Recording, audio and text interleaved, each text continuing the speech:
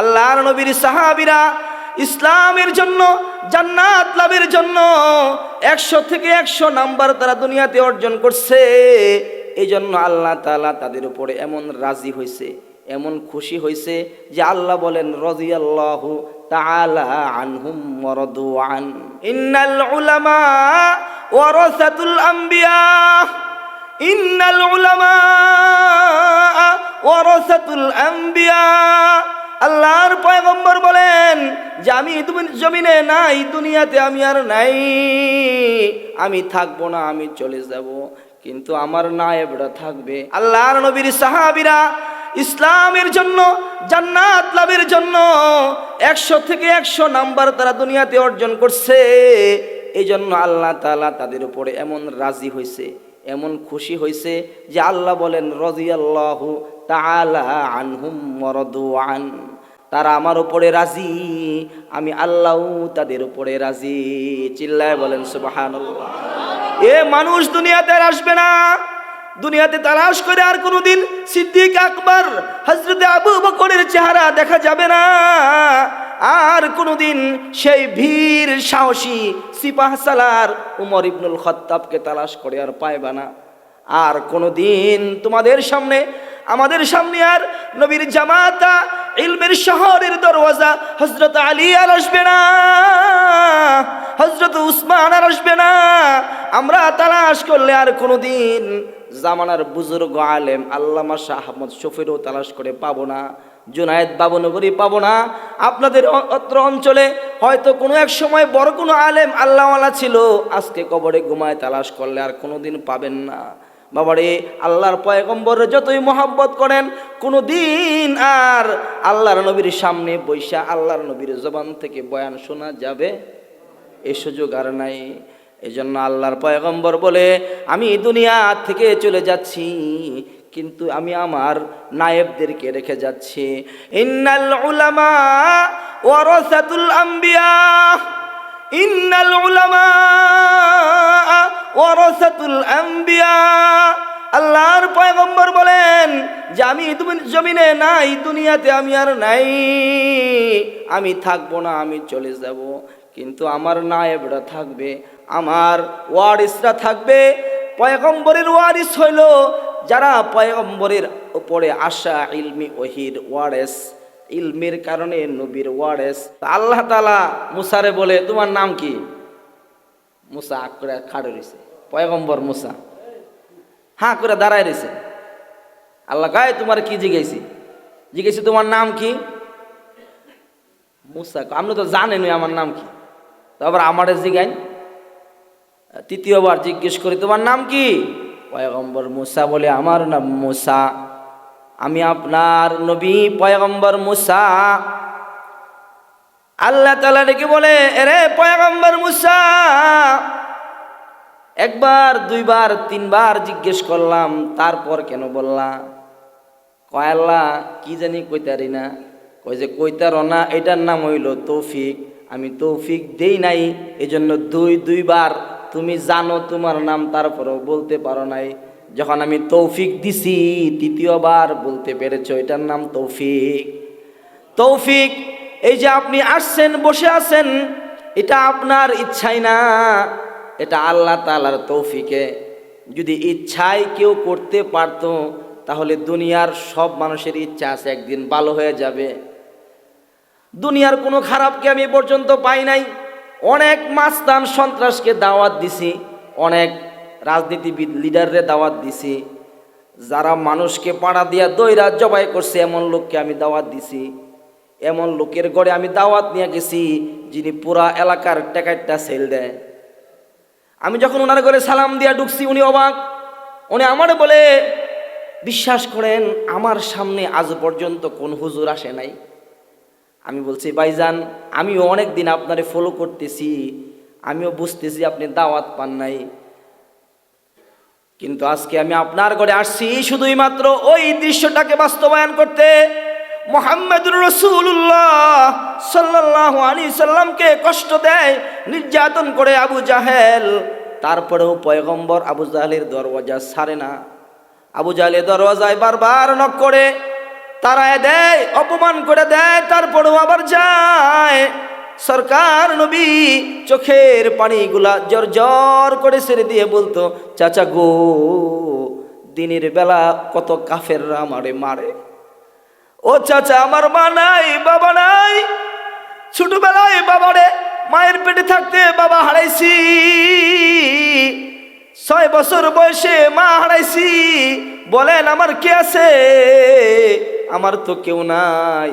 আপনি আমারে তাড়ায় দিলে আমি কার কাছে যাব? আপনি আমার চাচা, যদি আপনি আমার কালিমাটা গ্রহণ করে নেন চাচা, আমার শক্তি বেড়ে যাবে, দাওয়াত বেড়ে যাবে, মানুষ ইসলাম গ্রহণ করবে, আল্লাহ খুশি হবে। আবু জাহেল চরম বেয়াদবি রাসূলের সঙ্গে করেছে, তারপরেও রাসূল ফিরে আসে নাই, তারপরেও রাসূল দাওয়াত নিয়ে গেছে। আমি ওই লোকটারে বললাম, ভাইজান, আমি আপনারে কখনো মসজিদে দেখলাম না, আপনি কি জানেন যে আল্লাহর সামনে দাঁড়াইতে না পারা এটা সবচেয়ে বড় নির্লজ্জতা। আপনি যদি আপনার মধ্যে যে পাওয়ার আছে, আপনার মধ্যে যে অ্যাক্টিভিটি আছে, আপনি পুরা এলাকা কন্ট্রোল করেন, আপনার মধ্যে যে শক্তিটা যদি আপনি এটা ইসলামের জন্য খাটাইতেন, যদি আপনি ইসলামের জন্য বুদ্ধিটা খাটাইতেন, বিবেকটা খাটাইতেন, আপনার এই পাওয়ারটা যদি আপনি সমাজে ভালো জিনিস হওয়ার জন্য ব্যয় করতেন, তাইলে আমি মাওলানা, আমি ইমাম সাহেব যা করতে পারি নাই, আপনারে দিয়া তা হইতো। লোকটা বলে, হুজুর ঠিক বলছেন, সত্য বলছেন। আমি বললাম যে ভাই, একবারে তো আর সব হবে না, কারণ উনি নাম করা একটা খারাপ লোক, সবাই তারে ঘৃণার চোখেই দেখে। কিন্তু আমি দাওয়াত দিলাম যে আপনি আগামীকালকে 1 ওয়াক্ত নামাজ মসজিদে যায় পড়বেন, ওয়াদা দেন।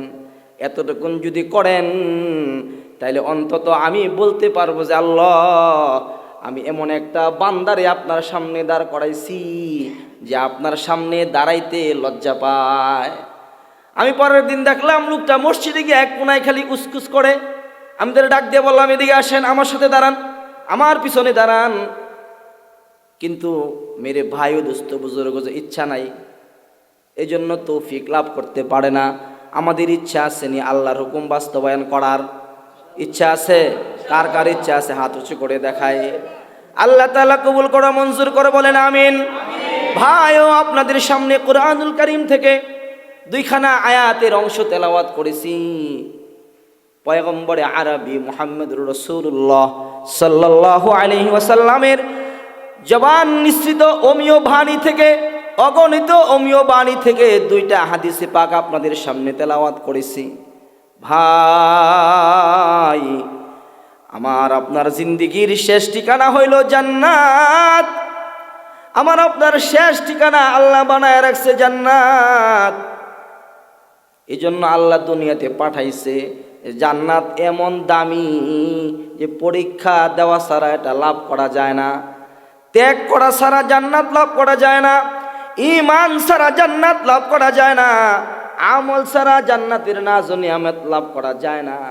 এই পরীক্ষার হলে আল্লাহ তাআলা ছেড়ে দিয়েছেন। পরীক্ষার হলে ছাত্র যখন পরীক্ষা দিতে যায় তো তাকে প্রথম গেটে ঢুকতে হয়, বাউন্ডারি করা গেট থাকে, তার ভিতরে ঢুকে স্কুল মাঠে যখন গিয়া পাড়া দেয় তার কলজাটা সিপ দেয়। যখন অ্যালার্ম দিয়া দেয় যে পরীক্ষার সময় হয়ে গেছে, খাতা বিলি করা হবে, প্রশ্ন বিলি করা হবে, ছাত্ররা দৌড়ায় যায়। পরীক্ষার হলে যখন ঢুকে তখন আরেকটা চিপ দেয়, বলে এভাবে একের পর এক তার ভিতরে আতঙ্ক ভয় কাজ করে। যখন প্রশ্ন হাতে দেয় তো প্রশ্ন হাতে পাওয়ার পরে যদি প্রশ্নগুলা তার আয়াতের ভিতরে না পড়ে তাহলে তার কিছু করার আসেনি, পরীক্ষার হল থেকে আর বের হওয়ার সুযোগ আসেনি। যদি কখনো এমন হয় যে ছাত্র পরীক্ষার হল থেকে বের হইয়া 10 মিনিট পরে আসছে, তো তারে লাল কালি মারা দেয়, তারে হল থেকে বের করে দেয়। কারণ যে নিয়ম, এ নিয়ম সে ভঙ্গ করেছে। যদি পরীক্ষার খাতায় পাশ করার মতো 33 নাম্বারও সে আনসার করত, তাহলে শিক্ষক তারে 33 নাম্বার দিলে সে অন্তত পাশ করতে পারত।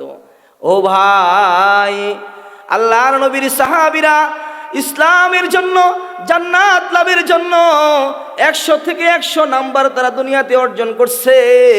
এই জন্য আল্লাহ তাআলা তাদের উপরে এমন রাজি হয়েছে, এমন খুশি হয়েছে যে আল্লাহ বলেন রাদিয়াল্লাহু তাআলা আনহুম ওয়ারাদু আন, তারা আমার উপরে রাজি, আমি আল্লাহও তাদের উপরে রাজি। চিল্লায় বলেন সুবহানাল্লাহ। এ মানুষ দুনিয়াতে আর আসবে না, দুনিয়াতে তালাশ করে আর কোনোদিন সিদ্দিক আকবর হযরত আবু বকরের চেহারা দেখা যাবে না, আর কোনোদিন সেই বীর সাহসী সিপাহসালার উমর ইবনুল খাত্তাবকে তালাশ করে আর পাইবা না। আর কোনোদিন তোমাদের সামনে আমাদের সামনে আর নবীর জামাতা ইলমের শহরের দরওয়াজা হযরত আলী আর আসবে না, হযরত উসমান আর আসবে না। আমরা তালাশ করলে আর কোনোদিন জামানার বুজুর্গ আলেম আল্লামা শাহ আহমদ শফিরও তালাশ করে পাবো না, জুনায়েদ বাবুনগরী পাবো না। আপনাদের অত্র অঞ্চলে হয়তো কোনো এক সময় বড় কোনো আলেম আল্লাহওয়ালা ছিল, আজকে কবরে ঘুমায়, তালাশ করলে আর কোনোদিন পাবেন না। বাবারে, আল্লাহর পয়গম্বর যতই মহব্বত করেন, কোনো দিন আর আল্লাহর নবীর সামনে বৈশা আল্লাহর নবীর জবান থেকে বয়ান শোনা যাবে? এই সুযোগ আর নাই। এই জন্য আল্লাহর পয়গম্বর বলে, আমি দুনিয়া থেকে চলে যাচ্ছি, কিন্তু আমি আমার নায়েবদেরকে রেখে যাচ্ছি। ইন্নাল উলামা ওয়ারাসাতুল আম্বিয়া, ইন্নাল উলামা ওয়ারাসাতুল আম্বিয়া।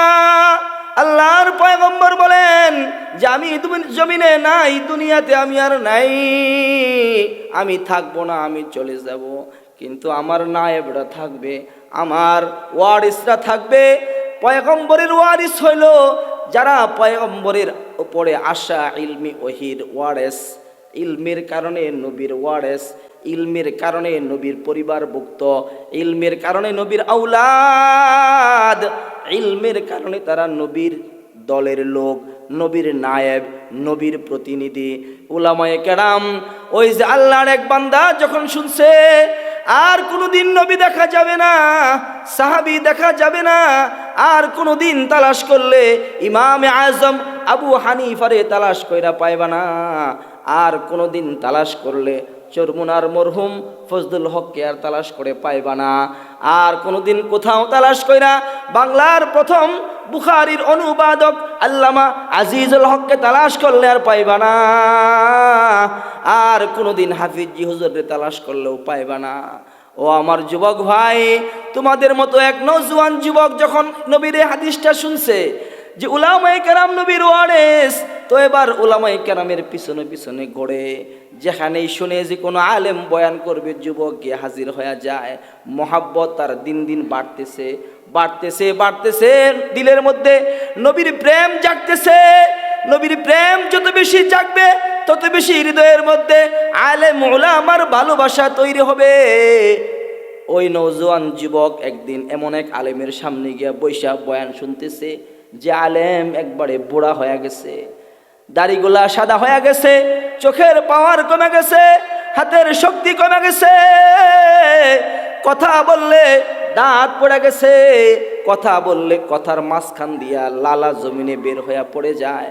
এমন বুড়া এক ওয়ারিসের সামনে বৈশা ওই নওজোয়ান যুবক বয়ান শুনে, হঠাৎ কইরা নওজোয়ান যুবকের কি মনে হইল, আল্লাহর ওলি, আল্লাহর ইলমের দ্বারক বাহক ওই বুড়া আলেমের মুখের সামনে তার হাতটা দিয়ে রাখছে।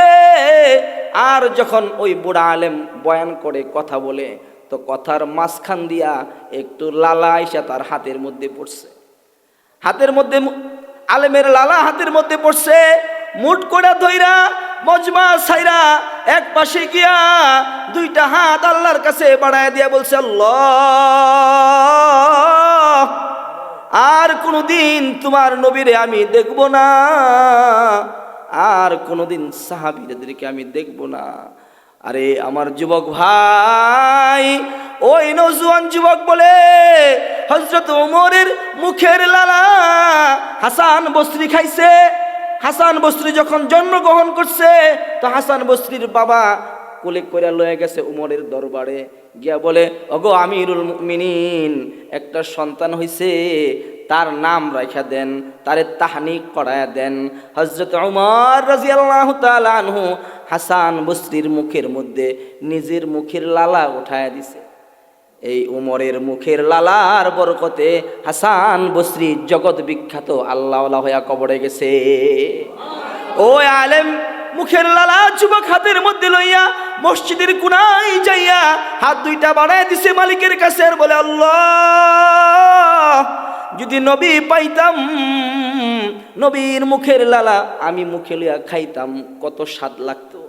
যদি আবু বকর রে পাইতাম, আবু বকরের মুখের লালা খাইতাম। যদি উমর রে পাইতাম, উমরের মুখের লালাও খাইতাম। কিন্তু আমি কপাল পোড়া, আমি রাসূল দেখি না, সাহাবীদের কেউ দেখলাম না।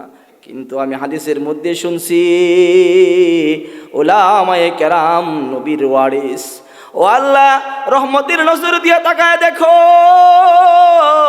তোমার এক বুড়া আলেমের মুখের লালা হাতের মধ্যে লইছি। এটা বুড়া আলেমের মুখের লালা না, এটা তোমার পয়গম্বরের ওয়ারিসের মুখের লালা। আমি নবীর লালা পাই নাই, আলেমের লালা পাইছি। এই যে আল্লাহ খায়া ফেলাইলাম, আমি আলেমের লালা খায়া ফেলাইলাম। হাসরের ময়দানে আমার এই জিহ্বা থেকে আলেমের লালার ঘ্রাণ বের হবে, আলেমের লালার গন্ধ আমার জিহ্বা থেকে বের হবে। আমি তোমার কাছে আশা করি এই জিহ্বা জাহান্নামের আগুনে তুমি জ্বালাইবা না। আল্লাহর কাছে দোয়া কইরা ওয়ারিসে নবীর লালাটা খাইয়া যুবক বাড়িতে গিয়া ঘুমায় রইছে। ঘুমের ঘরে স্বপ্ন দেখে দো জাহানের বাদশা নবী, সরকার সরদার নবী মুহাম্মদুর রাসূলুল্লাহ সাল্লাল্লাহু আলাইহি সাল্লাম আইসা পড়ছে। দুইটা হাত বাড়ায় ডাকতেছে, রে উম্মতি, আয় আয় আমার বুকে আয়। তোর মতো উম্মতি জমিনে আছে, যদি আমার কালে থাকতি তাইলে আমি তোরে বুকে লইতাম। আয়, আমারে দেখোস নাই, তাতে কি? আমার আলেম রে মোহাব্বত করছস, এ মোহাব্বত আমার আলেম রে না যেন আমারে করলি। আয় যুবক, আমার বুকে আয়। আরে আলেমের কথা শোনার দ্বারা মানুষের দিল ঘুরে যায়, মানুষের চেহারা বদলায় যায়, মানুষের সুরুত বদলায় যায়, মানুষের জীবন পরিবর্তন হয়ে যায়। কত মানুষ হাফিজুর রহমান সিদ্দিকীর বয়ান শুনা কত যুবক হাউমাউ করে কান্না করে, কত যুবক নামাজি হয়ে গেছে, কত যুবক দাড়িওয়ালা হয়ে গেছে। আল্লামা খালেদ সাইফুল্লাহ আইয়ুবী দামাত বারকাতুহুমুল আলিয়ার হাতে হাত দিয়া কত যুবকরে দেখছি কান্না করছে। রে আমার কাশুল্লার যুবক ভাই, সারা দুনিয়া এখন যুবকদের দখলে আসতেছে। সারা দুনিয়ার মানুষ চায় যুবকরা নেতৃত্বে আসুক, সারা দুনিয়ার মানুষ চায় যুবকরা সমাজ গঠন করুক। তাইলে আমরা উলামায়ে কেরাম কি এই কথা চাই না যে তোমরা যুবকরা ইসলামের জন্য দাঁড়ায়া যাও? তোমরা যেমন দেশের জন্য দাঁড়ায়া যাইবা, তোমরা যেমন পরিবারের জন্য দাঁড়ায়া যাইবা, তোমরা যেমন বন্ধুর পাশে দাঁড়াইবা, তোমরা যেমন তোমাদের শিক্ষকের পাশে দাঁড়াইবা, মনে রাখবা যত দাঁড়ানো আছে সব দাঁড়ানোর চাইতে ইসলামের জন্য দাঁড়ায়া যাওয়া আল্লাহর কাছে বেশি পছন্দের।